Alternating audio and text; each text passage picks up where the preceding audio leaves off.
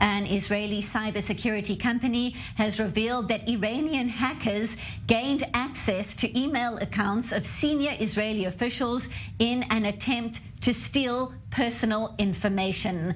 The company Checkpoint says the hackers also carried out targeted cyber attacks against politicians and academics. The targets reportedly include former Foreign Minister Tzipi Livni, a reserve general who dealt with sensitive matters, a former US ambassador to Israel, and the head of a large security research institute in Israel. It's alleged the Iranians gained access to the email accounts of the officials, impersonated them on various platforms, and corresponded on their behalf.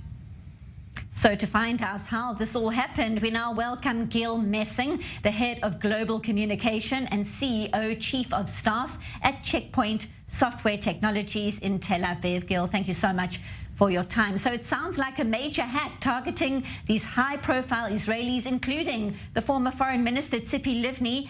How did your company get wind of this? Talk us through the scale of this hack. So we're talking about a 6-month campaign, at least 6 months. That's what we've seen. They have included not a large number of people, I'd say less than a dozen, but all of them, as you said, are very, very high profile. All of them have also dealt or are dealing these days with issues that are concerning Iran, Iran's nuclear program, or things that are of high value to the regime there. And as you said, what they have done is basically do a very high level and sophisticated social engineering in which they targeted the people by actually their own network. So by hacking into a real email of a significant person in Israel, seeing that another significant person is in their contact list, already have communication with, using these communications to create more communication and send the links and the files to, and then steal the information with this. This is a very sophisticated type of campaign. And as I said, over 6 months, we have last seen it last week. We have managed with Google to close the accounts from which they have done this campaign. And after this, we publish this. Now, is it clear what kind of information exactly was retrieved and what kinds of cybersecurity protection should high-profile personalities and experts like these have on their various platforms? So the theft of information that we have seen is either theft of credentials, the names of passwords of the personal accounts of the people that are involved. And that, of course, leads them to their own network, their own emails, their schedule, everything we can see that is linked to our email accounts. And in some instance, which is very severe, we have seen an actual passport of, let's say, a high-ranking official in a very, very significant security company in Israel that was actually received an invitation to a conference abroad, sent his passport, and you can see the photo screen of the passport with the Iranians' infrastructure. That's pretty serious.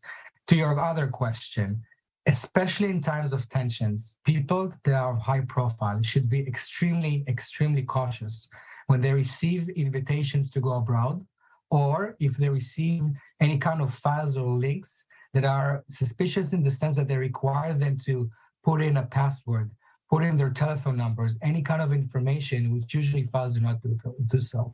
I would recommend everyone who is suspicious when receiving such emails to check the emails from which it was actually sent and to try to contact that person. Again, they're all in their networks through a different method than an email, a phone call or meeting or whatever, to see if it's really them. Because we see that the Iranians, and not just them, are doing exactly this, sending this email impersonating to be other people, and by doing so, trying to receive very valuable information and get into a dialogue which can, at the very end, lead to some more significant thing than just theft of information.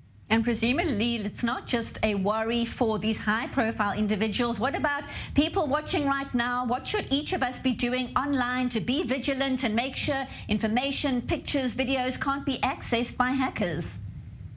I would give 2 rules of thumb. 1, whenever you receive a text message or an email and you're not completely sure who's the sender, do not open the files and do not press on the links. It could very be a phishing attack. And the other rule of thumb is that whenever there's a doubt, then there are security cautions that you can make in order to make sure that you're safe. Change your passwords if you think you've been hacked. Always use multi-factor authentication, another layer that every kind of platform enables us. It's called two-factor authentication. It's in the settings.